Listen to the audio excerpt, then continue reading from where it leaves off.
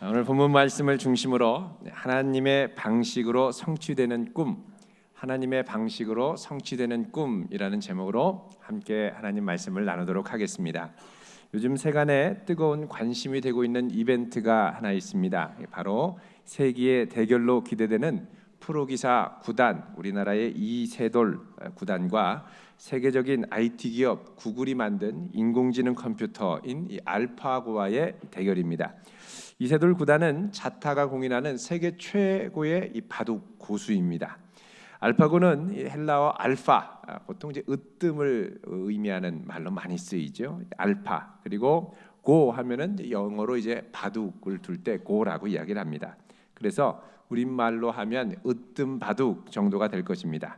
이 바둑이라는 것은 가로 19줄, 또 세로 19줄로 이루어진 판에 수많은 경우의 수를 갖고 있습니다.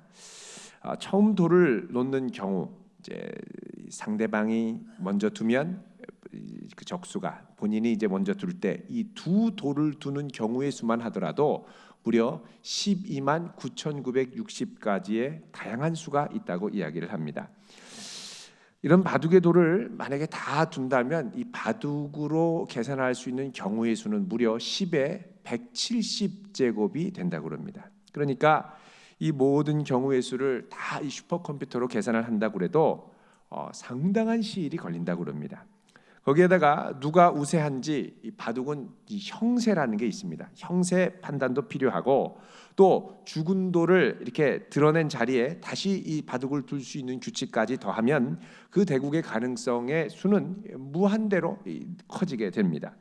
그런데 이 구글에서는 인공지능을 사람처럼 생각하는 이 딥마인드라고 명명한 3차원적인 인지 구조로 설계를 해서 그동안 역사적으로 일어났던 바둑의 대국을 빠른 속도로 학습하며 준비를 하고 있습니다. 어느 정도로 이 프로그램이 인공지능이 이 바둑 대국을 공부하느냐? 그동안 전 세계적으로 일어났던 세계 명인전 그리고 중요한 바둑의 대국 기보를 그동안 나왔던 책들까지 합쳐서 3천만 개의 기보를 다 입력을 해서 규칙을 가르치고 하루에 3만 번씩 사람 또한 온라인상에서 컴퓨터로 대국을 치르도록 했습니다. 그리고 각 수마다 이것이 어떤 결과로 이어지는지를 모두 저장하게 하고 판세까지 읽도록 설계를 했습니다. 그동안 이 알파고가 이렇게 준비해서 싸움을 치렀던 대전의 성적은 500번의 대국에서 딱 한 번밖에 패하지 않았습니다. 그러니까 승률이 99%나 되는 겁니다. 자, 이 대국에 구글의 에릭 슈미스 회장까지 우리나라에 와서 이제 본다고 합니다. 이만큼 많은 이들의 관심이 있는 것이죠. 이 대결에 응하는 이세돌 9단은 원래 이제 아주 이제 시크하고 아주 큰 소리를 잘 칩니다. 한판 붙자 이러고 있고요. 구글 측에서도 좋다. 우리는 그래도 50대 50의 확률은 있다. 이러고 이제 맞붙는다고 합니다. 그래서 구글이 대전료로 100만 달러, 우리 돈으로 하면 12억 원을 걸었습니다. 무한대로 펼쳐진 경우의 수에 사람의 창의성이 이길 것인가, 아니면 컴퓨터가 예상하는 경우의 수가 이길 것인가를 이제 우리가 지켜보아야 할 것입니다. 요즘 컴퓨터 인공지능이 점점 더 많이 사람들의 삶 속으로 파고들고 있습니다. 요즘 IBM이 개발한 그 인공지능 컴퓨터 왓슨이라고 하는데 이걸 기반으로 만든 요리 레시피 프로그램이 유행입니다. 셰프 왓슨, 요리사 왓슨 정도가 되겠죠. 이 셰프 왓슨이라고 하는 이 프로그램은 IBM이 개발한 이 딥마인드, 구글이 개발한 이 딥마인드와 유사한 이 딥러닝 방식을 채택을 하고 있다고 합니다. 그래서 이 컴퓨터에 1만 개의 레시피를 집어넣고 이거를 기반으로 해서 다양한 창의적인 요리를 추천해 준다고 합니다. 예를 들면 나는 오늘 감자 요리를 먹고 싶어. 감자를 딱 선택을 하면 감자에 맞는 식재료를 추천을 해줍니다. 예를 들면 계란을 추천한다. 그럼 어떻게 요리를 할 건가? 다양한 조리법을 추천해 준다고 합니다. 또 지중해 지역에 사는 사람이 나는 오늘 사과로 무엇을 먹을까? 사과 요리를 선택하면 사과를 갖고 지중해는 올리브 기름이 많이 나오니까 올리브 오일에 튀기는 사과 튀김을 추천해 준다고 합니다. 그 어떤 요리사도 사과를 튀겨 먹을 생각을 해보지를 못했다는 거예요. 왜냐하면 사과 나는 지역과 올리브 기름 나는 지역이 좀 다르기 때문에 이걸 매치시킬 이 선입견 때문에 매치시킬 생각을 못했는데 이 컴퓨터 프로그램으로 이 어울리는 이 매칭 구도들을 잡아가지고 하니까 이렇게 우리가 생각할 때 전혀 맞지 않는 것 같더라도 추천을 해서 그렇게 해서 또 요리를 먹어보면 그렇게 바삭바삭하고 맛있다고 그럽니다. 궁금하신 분은 오늘 집에 가셔서 사과를 잘라서 올리브 기름에 튀겨 먹어보시길 바랍니다. 자, 인공지능의 특징이 무엇입니까? 어떤 일이 발생할 수 있는 모든 가능성, 경우의 수로 두는 겁니다. 만약에 이게 경우의 수로 계산하지 못하면 항상 이제 에러가 나게 되죠. 요즘에 일어나는 이제 개발하고 있다고 그러는 무인 자동차도 그렇습니다. 도로 주행 상황 가운데 일어날 수 있는 모든 경우의 수를 통제 범위 안에 둬서 그거를 통제할 수 있도록 설계를 하는 것이죠. 자, 사실 이런 인공지능의 배후에는 우리가 우리의 인생을 계산하고 또 생각하고 또 잘 꾸려나가고 싶은 우리의 욕망, 욕심이 들어 있습니다. 무슨 말이냐? 우리는 인공지능 컴퓨터와 같이 우리의 인생을 가능한 우리가 통제하고 싶은 통제 가능한 영역 안에 두고 싶어 한다는 것입니다. 앞으로 일어날 모든 가능성, 모든 변수를 고려하면서 그 중에서 가장 좋아 보이는 최선의 선택을 내리려고 하는 것이 바로 우리라는 것입니다. 그러나 우리 인생에서 일어나는 변수를 예상한다는 건 정말 어려운 일입니다. 바둑이 갖는 경우의 수와는 비교할 수 없을 정도로 수많은 사람의 인생 가운데 수많은 인생의 변수가 어마어마하게 다양하게 펼쳐지고 있는 것입니다. 몇 년 전에 하버드 대학교에서 인생 종정 연구를 발표한 적이 있죠. 자, 이 인생 종정 연구란 뭐냐? 인생의 종적, 인생의 자취를 끝날 때까지, 죽을 때까지 이 연구하고 따라간 연구입니다. 1930년대 말에 하버드 대학교에 입학한 2학년 학생들이 있었습니다. 이 학생들 268명을 선정해서 이들이 죽을 때까지 약 72년 동안 이들의 삶을 추적하면서 이들이 어떤 삶을 살았고 어떻게 행복했고 어떤 일들이 일어나서 불행했는가를 끝까지 추적해서 연구한 것입니다. 이 연구 기간이 너무 길어서 연구자도 중간에 죽고 대를 이어서 그 다음 사람이 이어갈 정도로 아주 긴 기간의 연구였습니다. 이 연구 결과가 얼마 전에 발표가 됐는데 몇 년 전에 발표가 됐는데 이 연구 결과를 발표하면서 이 책임을 맡았던 이 조지 베일런트라고 하는 교수는 이렇게 얘기를 했습니다. 각 사람들의 삶이 너무나도 다양하고 오묘하게 펼쳐져서 그 앞을 예측한다는 건 신비였다. 이렇게 고백을 하면서 영국의 시인 윌리엄 블레이크의 시구를 인용했습니다. 인생의 기쁨과 비탄은 섬세하게 직조되어 있다. 실 한 올 한 올이 기쁨과 비탄과 슬픔과 괴로움과 여러 가지로 직조되어 있어서 각 나오는 천마다 다 다르더라는 거죠. 우리 인생이 이렇다고 할 때 사실 우리가 꿈꾸는 많은 것들이 우리의 기대대로 되지 않는 것은 당연한 것입니다. 근데 오늘날 우리는 우리의 기대대로 우리의 꿈과 희망과 바람이 펼쳐지지 않을 때 실망하고 좌절하고 낙담하죠. 그러나 우리가 꿈꿀 때의 마음 상태와 그 시대의 상태, 그리고 꿈을 추구할 때의 마음 상태와 주변 환경, 그리고 꿈을 성취하고 났을 때의 나의 상태와 주변의 환경이 다 다릅니다. 그래서 이 상황을 우리가 다 통제할 수 없기 때문에 우리가 그렇게 꾸고 싶었던 꿈이 나중에는 차라리 이 꿈을 꾸지 않았으면 이라고 생각이 들 정도의 꿈으로 바뀌는 경우도 있습니다. 1950년대 여러분 국립대학 서울대학에서 가장 인기 있는 학과가 있었습니다. 무슨 학과냐면 광산학과입니다. 광산학과는 탄광 가서 석탄 캐고 이러는 거죠. 여러분 지금은 이 과가 없어졌습니다. 그때 갈 때는 얼마나 좋아했겠습니까? 가문의 영광, 나 그래도 최고 인기학과였으니까요. 서울대 광산학과 출신이야. 지금은 광산학과 출신이라 그러면 그게 뭐요? 이럴 겁니다. 광산학과 전혀 알아주지 않죠. 지금 없어졌습니다. 자, 여러분 우리가 지금 학교 다닐 때도 그렇죠. 이 학교가 폐쇄될 수도 있고 과가 없어질 수도 있고 그러니까 많은 경우 우리의 통제와 예측대로 되지 않는 경우가 많다는 것입니다. 게다가 나 자신도 변합니다. 어떤 청년 같은 경우는 그렇게 꿈이 가수였습니다. 근데 꿈이 막상 가수가 되고 나니까 너무 바쁘고 배도 굶고 사람들에게 막 인기를 얻는 것 같은데 너무 외롭고 가수가 되고 나니까 가수 괜히 됐다고 생각이 드는 거예요. 여러분 어릴 때 그렇게 꿈꾸던 모습으로 지금 살고 있지 않습니까? 나름대로. 근데 가끔씩 후회될 때 있지 않으신가요? 차라리 그때 그렇게 선택하지 말걸. 여러분 이게 우리가 이럴 줄 몰랐던 겁니다. 이 변수를 다 예측하지 못했던 것이죠. 상황의 변수, 내 자신의 변수, 또 내 주변의 인간관계의 변수까지 모두가 합쳐지고 나니까 우리는 우리의 인생을 종처럼 걷잡을 수가 없습니다. 이게 정상이라는 거예요. 그래서 구약성경 전도서 7장 14절에 보면 우리의 인생을 향해서 뭐라고 말씀을 하냐면 형통한 날에는 기뻐하고 곤고한 날에는 생각하라. 하나님이 이 두 가지를 병행하게 하사, 이 두 가지라는 건 형통함과 곤고함입니다. 사람으로 능히 장래일을 헤아리지 못하게 하셨느니라. 따라서 우리는 늘 꿈을 쫓아 살아갑니다만 항상 꿈과 거리감을 느끼기 마련입니다. 우리가 꿈을 추구하지만 꿈이 좌절되고 꿈이 무너지는 경우가 참 많습니다. 이게 비정상이 아니라 정상입니다.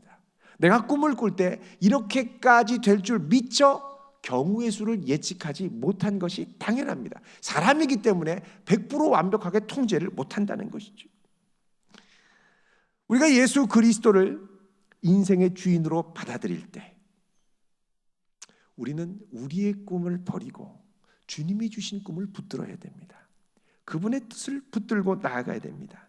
또 그분의 인도하심을 구해야 됩니다. 자, 그분의 인도하심을 구할 때 하나님께서는 우리 인생에 전혀 생각지도 못했던 새로운 꿈을 주기 시작하십니다. 이 꿈이 우리에게 다가올 때 우리는 이 꿈을 믿음으로 붙들고 나아갈 수 있고, 아니면 이거 말도 안 되는 꿈이야, 에이 설마라는 생각으로 이 꿈을 거부할 수도 있습니다. 자, 그런데 만약에 우리가 이 꿈을 믿음으로 받아들이면 정말로 놀랍고도 신비한 방식으로 이루시는 하나님의 손길을 경이로움 가운데 경험할 수 있지만, 반대로 이 꿈을 거부하면 꿈이 안 이루어지는 게 아닙니다. 하나님의 꿈은 하나님의 방식대로 이루십니다. 단 나는 그 꿈이 이루어질 때 그 꿈이 이루어지는 것조차 모르고 두려움 가운데 그 꿈이 지나가고 성취되는 것들을 구경꾼처럼 바라볼 뿐입니다. 미처 깨닫지도 못한 채로 멍하니 바라봐요. 꿈이 지금 이루어지는데 이게 뭐야? 이러고 지나가더라는 겁니다. 자, 오늘 본문 말씀에는 요셉이 17살 때 꾸었던 꿈이 20년도 넘은 후에 성취되는 것을 볼 수가 있습니다. 자, 꿈에 요셉이 17살의 소년 때 곡식단들이 자기 곡식 있는데 자기 곡식단이 벌떡 일어나니까 형들의 곡식단이 삥 둘러서서 자기에게 절을 하는 장면이 일어납니다. 자, 이 꿈을 본 지가 벌써 20몇 년이 지났는데 이제 그 꿈이 자기 눈앞에서 펼쳐지는 거예요. 자, 두 번 펼쳐집니다. 26절 말씀 같이 한번 읽어보겠습니다. 시작. 요셉이 집으로 오매 그들이 집으로 들어가서 예물을 그에게 드리고 땅에 엎드려 절하니. 자, 요셉이 이제 형들을 불러서 이제 동생 베냐민을 데리고 왔죠.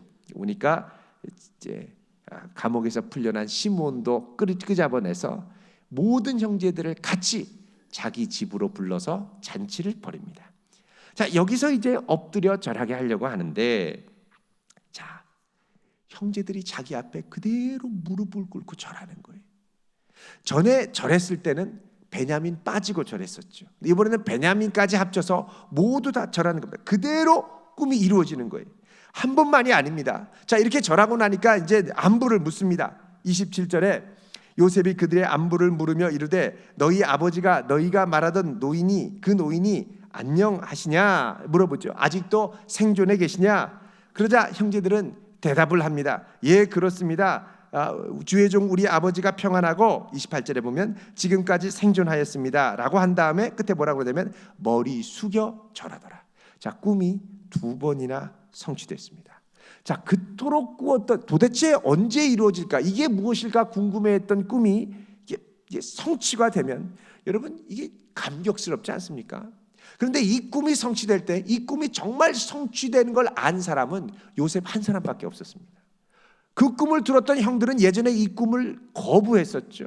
거부하니까, 그 꿈을 받아들이지 않으니까 그 꿈이 성취되는 현장에서도 그냥 꿈이 성취되는 줄도 모르고 두려움 가운데 벌벌 떨면서 그 꿈을 성취되는 도구로만 쓰임받더라는 겁니다. 여러분, 주님께서 우리에게 꿈을 주실 때 말이 안 되는 것 같더라도 믿음으로 받아들일 수 있길 바랍니다. 자꾸 거부하고 이거 말도 안 되는 거야, 설마 주님 저는 아닙니다 이러면 주님의 뜻대로 이루어지긴 합니다. 그런데 나는 여전히 두려움 가운데 이게 이루어진 줄도 모르고 그냥 가는 거예요. 요셉은 이 과정을 통하여 하나님의 섭리하심과 손길을 마음껏 누리며 즐기며 경험하며 감사하지만 형제들은 두려움 가운데 이 꿈의 자체에 대해서도 인식하지 못하고 벌벌벌 떨며 가더라는 겁니다. 아마도 요셉은 형제들이 오기를 손꼽아 기다렸을 겁니다. 그리고 기다리는 동안 하나님께서 요셉에게 주신 꿈이 이루어지기를 기도하며 기대했을 것입니다. 그러나 형제들은 요셉에게 오는 내내 두려움 가운데 떨었습니다. 혹 이번 일이 실패하면 어떻게 되나? 제대로 돌아갈 수는 있을까? 별의별 생각이 다 났습니다. 형제들이 요셉의 집에 오자 요셉은 청지기한테 이 사람들을 인도해서 우리 집에서 점심 식사를 할 테니까 짐승을 잡고 만차를 준비해라. 그리고 이제 집으로 데려갑니다. 그런데 가는 와중에 형제들이 두려움에 너무 떨면서 이게 집에 들어가면 우리는 완전히 잡혀서 노예로 이제 사로잡히는 게 아니냐, 이런 염려 가운데 빠지게 됐죠. 18절 말씀 같이 읽어보겠습니다. 시작. 그 사람들이 요셉의 집으로 인도되매 두려워하여 이르되 전번에 우리 자루에 들어있던 돈의 일로 우리가 끌려드는도다. 이는 우리를 억류하고 달려들어 우리를 잡아 노예로 삼고 우리의 나귀를 아멘. 자, 지금 총리가 우리를 집으로 데려가는 것은 지난번에 곡식을 얻어 돌아올 때 자루에 있던 그 돈 때문에 우리를 잡아가지고 노예로 만들려고 하는 거야, 나귀까지 빼앗아 갈 거야. 야, 여러분 이런 생각하니까 얼마나 두렵겠습니까? 지금 꿈이 성취되는 순간인데 두려움 가운데 꼼짝 못하죠. 그래서 집 안에 도착하자마자 형제들은 이 청지기한테 지난 일들을 실토합니다. 청지기님, 지난번에 저희들이 양식을 갖고 갔는데 여관에 들렸는데 그 속에 이 돈이 나오지 않겠습니까? 너무 당황스러워서 이 돈 그대로 가져왔습니다. 또 새로 산 양식살 돈도 다시 가져왔으니까 걱정하지 마시고 이 돈 받으십시오. 그러자 청지기가 뭐라 그러냐? 23절에 그가 이르되 너희는 안심하라, 두려워하지 말라. 너희 하나님 너희 아버지의 하나님이 재물을 너희 자루에 넣어서 너희에게 주신 것이라. 너희 돈은 내가 이미 받았느니라. 그리고선 시몬을 끌어내서 만나게 합니다. 자, 여기 보면 청지기도 입술로 하나님을 고백합니다. 이거 보면 요셉의 믿음의 영향력이 청지기에까지 미쳤음을 알 수가 있습니다. 게다가 이들이 이끌고 온 나귀를 빼앗기는커녕 그 가뭄 흉년에 나귀한테 먹이를 주고 그 가뭄 가운데 형제들이 발 씻을 물도 주었습니다. 아주 극진히 대접을 하는 것이죠. 자, 그런데 이런 가운데 요셉이 나타나니까 형제들이 와서 그 앞에 무릎 꿇고 절을 하더라는 겁니다. 그리고 아버지 어떠냐? 그러니까 이제 아버지 괜찮으십니다 하고 또 무릎 꿇고 절합니다. 자, 이렇게 되면 사실 성경에선 드디어 요셉의 꿈이 성취되었더라, 첫 번째 꿈이 성취되었더라, 이 정도 말 정도는 있어야 됩니다. 근데 이런 말씀도 없고 그냥 이게 다른 어떤 과정의 일부인 것처럼 너무도 자연스럽게 그냥 넘어가는 거예요. 오히려 오늘 본문에서 가슴 벅찬 하이라이트는 어디에 강조가 되냐면 요셉이 동생 베냐민을 만나는 곳에서 더 강조가 되고 감동이 몰려옵니다. 자, 29절에 보면 요셉이 얘기를 하죠. 읽어보겠습니다. 시작. 요셉이 눈을 들어 자기 어머니의 아들 자기 동생 베냐민을 보고 이르되 너희가 내게 말하던 너희 작은 동생이 이 아이냐? 그가 또 이르되 소자여 하나님이 내게 은혜 베푸시기를 원하노라. 아멘. 자, 요셉이 동생을 보고 물어봅니다. 이 아이가 바로 그 아이냐? 작은 동생이 그 아이냐? 그렇다 그러니까 소자여 하나님이 너에게 은혜 베푸시기를 원하노라. 이 말 하는데 마음속에서 그 사랑하는 마음, 감격하는 마음이 막 용솟아치기 시작합니다. 그래서 30절에 요셉이 아우를 사랑하는 마음이 복받쳐 급히 울 곳을 찾아 안방으로 들어가서 울었다라고 말씀을 합니다. 자, 동생을 보자 마음을 주체할 수 없습니다. 사실 오늘 본문이 강조하는 게 꿈의 성취 그 자체보다는 더 감격적인 것이 뭐냐? 이 꿈이 성취되는 과정을 통하여 사랑하는 동생을 다시 찾은 것, 사랑하는 사람을 다시 만난 것, 또 사랑하는 형제들에게 잔치를 베풀며 함께 기쁨을 나눌 수 있는 것에 훨씬 강조를 둔다는 것입니다. 원래 요셉의 꿈은 형들이 자기에게 절하는 것이었습니다. 여러분 언뜻 생각할 때 절한다라는 건 뭐냐? 요셉이 형제들보다 비교 우위에 서는 것이고 형제들보다 인생의 위너가 되는 것이고 이런 생각을 할 수 있습니다. 그러니까 성공하는 것, 형들보다 성공하는 것. 요셉은 사실 어릴 때 이 꿈을 꾸고 그래서 사실 의기양양했습니다. 형들한테 교만하게 굴었고 그래서 형들이 미워했었죠. 그런데 막상 이 꿈이 성취되는 현장에 오니까 요셉에게는 어릴 때 가졌던 그 의기양양함이 없더라는 거예요. 오히려 애틋한 마음, 더 사랑하고 싶은 마음, 더 섬기고자 하고 싶은 마음이 그 안에서 막 흘러 넘치는 것입니다. 분명 꿈의 성취는 맞는데 그 내면의 분위기가 다른 겁니다. 어릴 때 꿈꾸었던 꿈에는 뭐가 나오냐? 승리의 개선 행진곡이 나옵니다. 빰빠라밤 빰빰빰 빰빠라밤. 아주 승리의 개선 행진곡. 형들이 무릎 꿇고 절하니라. 멋지죠. 근데 지금 이 꿈이 성취되는 현장에서는 빰빠라밤 이 개선 행진곡이 아니라 로맨스가 나오는 거예요. 아름다운 사랑의 선율이 흘러나오는 거예요. 게다가 이 꿈이 성취되는 과정을 통해 서로를 비난하고 원망하던 형제들이 하나가 되고 서로 배려하고 서로 꽉 붙들어주는 관계가 되어 있었습니다. 오늘 본문 말씀에 보면 우리라는 표현이 참 많이 등장합니다. 우리. 여러분 18절만 보더라도 이렇게 말씀합니다. 중간에 보면 전번에 우리 자루에 들어있던 돈의 일로 우리가 끌려드는도다.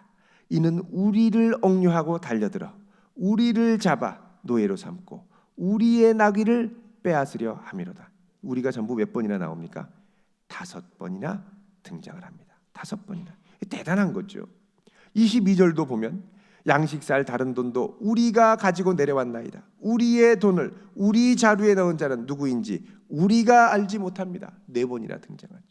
그러니까 계속 말마다 이제는 우리라는 거예요. 우리. 하나가 됐다는 거죠. 여러분 꿈이 성취되는 것도 성취되는 것이지만 이 과정을 통해 형제들이 변화되고 요셉은 더 사랑하고 싶은 마음으로 나아가기 시작합니다.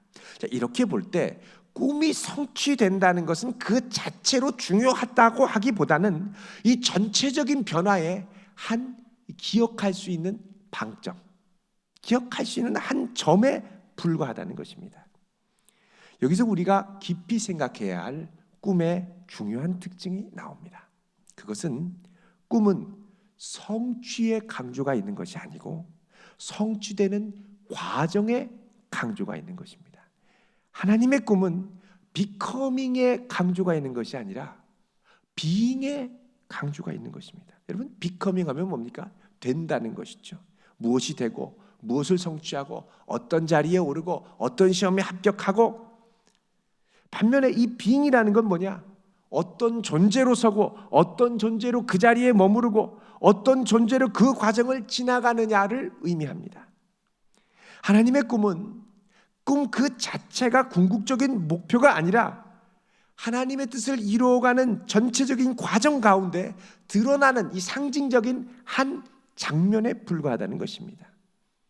여러분 우리 흔히 생각할 때 재벌집 며느리가 됐대. 누구누구가 저 유명한 대기업 재벌의 며느리가 됐대. 그러면 어머 이렇게 반응하실지 모르겠습니다. 그런데 재벌집 며느리가 돼서 매일 그 집안 사람들과 부대끼면서 이 보통 내기들이 아니시죠. 이런 막 깐깐하신 분들과 하루하루 부대끼며 살아간다는 거 이건 또 아주 다른 얘기가 됩니다. 우리는 순간의 성취 또 순간의 변화에 감동하고 우러러보고 주목합니다. 그러나 그 변화를 구성하는 이루어가는 이 과정 전체 또 변화 이후에 들어가는 많은 시간에 대해서는 제대로 생각하지를 않습니다. 사실 이것까지를 볼 수 있어야 되는데 인생에 펼쳐지는 너무 많은 변수와 너무 많은 다양함으로 우리는 시선을 거기까지 두기 어렵다는 것입니다. 그래서 우리는 우리의 시선을 넘어 역사하시는 하나님의 섭리를 믿음으로 바라볼 수 있어야 합니다. 이 빙으로 나아가는 것이 우리에게 주는 유익이 있습니다. 그건 뭐냐? 우리의 삶을 목표 중심적, 성취 중심적인 방향에서 존재 중심적 그리고 변화 중심적으로 나아가게 한다는 것입니다. 여러분, 이스라엘이 출애굽했을 때 생각해 보십시오. 드라마틱하게 이 홍해 바닷속을 지나갔죠. 얼마나 감격했겠습니까? 그러나 이것은 하나님께서 이스라엘을 가나안 땅까지 인도하시는 전체 과정 중에 한 장면, 출발점에 불과했습니다. 그 이후에 이스라엘은 힘든 광야를 지나가면서 그 하나님을 계속해서 경험해야만 했습니다. 홍해의 기대와 감격이 너무 커서 그랬는지 갑작스럽게 광야에 들어가니까 이스라엘 너무 불평불만이 많았습니다. 거침없이 쏟아져냈죠. 광야는 이스라엘이 기대했던 거대한 이벤트, 홍해 같은 이벤트가 아니었습니다. 그러나 하나님은 이 광야의 이 40년이라는 긴 기간을 통하여 이스라엘로 하나님만 바라보고 그의 나라와 의를 구하는 존재로 변화시키기를 원하셨다는 것입니다. 이렇게 볼 때 이스라엘의 출애굽 여정은 홍해라는 작은 출발점, 그리고 나머지는 이 과정을 통하여 인도하시는 것이었다는 겁니다. 근데 우리가 마치 이 홍해 사건이 전부인 것처럼, 보통 이 이스라엘이 출애굽하는 영화 보면 항상 홍해 갈라지고 끝나는 게 클라이막스이고 거기서 끝납니다. 여러분, 우리가 이게 전부인 것처럼 여기에 푹 빠지면 그 다음에 광야로 이어지는 과정을 싫어하고 거부하게 됩니다. 예수님의 십자가를 여러분 생각해 보십시오. 그분이 우리 죄를 위하여 죽으신 사건 얼마나 감격적이고 놀랍습니까? 그러나 이 십자가가 다가 아닙니다. 무슨 말이냐? 우리는 날마다 그 십자가를 붙들고 하나님의 자녀의 형상을 이루어가고 우리의 정과 욕을 십자가에 못 박으며 나가야 된다는 거죠. 십자가로 나를 구원해 주신 주님을 믿는 것이 출발점이고 그 다음부터 날마다 나도 그 십자가를 지고 주님을 따라가야 한다는 것입니다. 자, 이것은 이 목표지향적이고 성취지향적인 삶을 추구하는 오늘날의 세상 풍조에 상당히 커다란 도전이 됩니다. 자, 목표지향, 성취지향적으로 강하게 내 자신의 삶을 끌고 가다 보면 반드시 맞닥뜨리게 되는 것이 있습니다. 그게 뭐냐? 예상을 벗어난 삶의 변수들입니다. 내 뜻대로 돼야 되고 이거 반드시 이루어져야 되는데 내 통제대로 되지 않으면 이제 당황하는 거죠. 왜 어떻게 이게 안 될 수가 있냐라고 힘들어합니다. 좌절합니다. 자, 이럴 때 목표 중심, 성취 중심적인 삶의 방향은 큰 좌절과 낙담을 가져옵니다. 그러나 비잉을 추구하는 성도는 이것이 장차 나를 변화시키고 이 좌절이 내가 이기고 앞서 나가기를 원했던 주변 사람들을 더 보다듬고 사랑하는 과정으로 받아들일 수 있게 된다는 것입니다. 이렇게 될 때 우리가 그렇게 성취하기 원했던 목표는 전체의 과정 가운데 일부로 하나의 점으로 줄어들게 되고 전체 과정 가운데 내 주변의 사람들과 주변의 소소한 것들에 더 큰 눈을 뜨게 됩니다. 많은 경우 우리는 삶의 목표와 성취를 중요하게 생각하죠. 그러나 이런 성취는 마치 목마른 광야에 샘물과 같은 역할을 하기는 합니다만 그 이상이 되지는 않습니다. 무슨 말이냐? 목이 마를 때는 물 마셔야 됩니다. 물 마셔서 이게 해가람이 되면 그 다음에는 물 더 마셔도 별로 마시고 싶지 않습니다. 물 마시는데 왜 자꾸 물을 마십니까? 목마를 때는 생수가 필요하지만 목마름이 해결되면 생수는 더 이상 간절해지지 않는다는 것입니다. 얼마 전에 우리나라 대학생들의 인생 꿈, 가장 성취하고 싶은 꿈이 뭐냐? 1학년 신입생들한테 물어봤습니다. 압도적인 1위가 뭐냐? 로또 1등입니다. 대박 1위. 로또 대박을 맞는 것입니다. 그런데 이제 미국에서 이제 일리노이주에서 이 대박을 맞았던 사람들, 적어도 100만 달러 이상, 우리 돈으로 하면 12억 이상의 당첨금을 탄 사람들을 이제 1년 후에 당첨된 다음에 1년 후에 조사를 해봤습니다. 그랬더니 행복감이 더 나아지지 않더라는 거예요.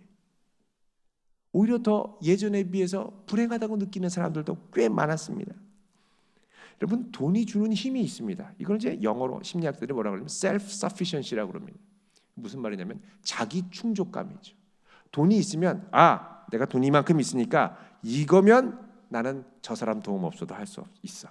이것만 있으면 나는 저거 없어도 돼. 이것만 있으면 나는 저 사람 없어도 살 수 있어. 이것만 있으면 나는 저런 조직들, 저런 회사들 필요 없어. 이런 생각을 하더라는 것입니다.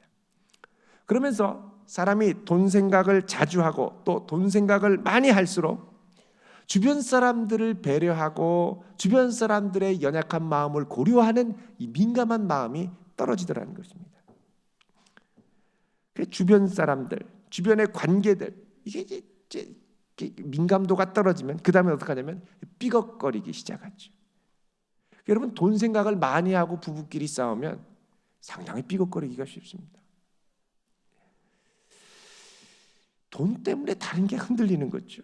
여러분이 목표라는 것이 이렇습니다. 돈, 성취, 성공, 오랜 세월 꿈꾸고 막 달려갑니다만 막상 거기에 올라가고 나면 어떻게 되느냐? 이 생수와 같은 거예요. 해가라면 됐는데 그 다음에는 만족함이 없습니다. 익숙해졌는데 곧 식상해져요. 물만 먹고 어떻게 사냐? 이렇게 되는 거예요.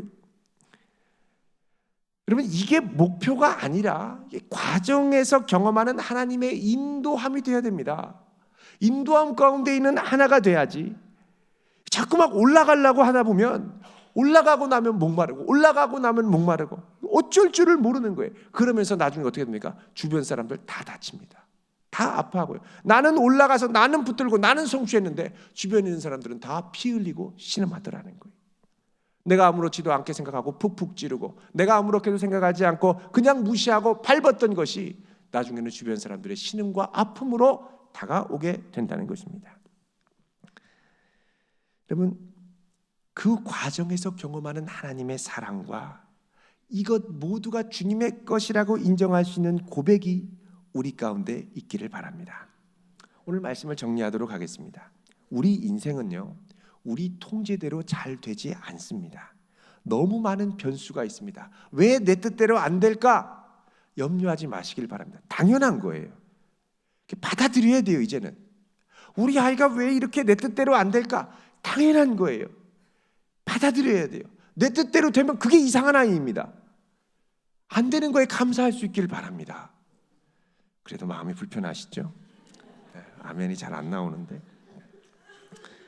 여러분, 그래서 이 통제되지 않는 변수를 어떻게 되느냐? 우리 주님께 맡겨야 되는데, 주님께 맡기면 어떤 일이 일어나느냐? 주님께서는 우리 인생을 이벤트 중심으로 이끌어 가시는 게 아니라, 그러니까 비커밍 중심으로 이끌고 가시는 게 아니라 비잉 중심으로 이끌고 가신다는 거예요.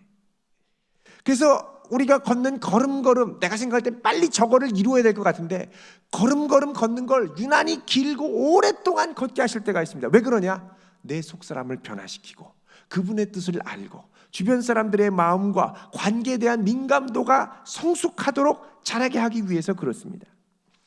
자, 내 뜻대로 되지 않는 것, 여러분 기뻐할 수 있기를 바랍니다. 왜냐하면 이걸 통해 나를 더욱 그분의 아름다운 형상으로 빚어 가실 수 있기 때문에 그렇습니다. 그분을 신뢰하며 빚어져 갈 수 있는 아름다운 그리스도의 형상 되시길 주의 이름으로 축원드립니다. 기도하겠습니다. 거룩하신 하나님,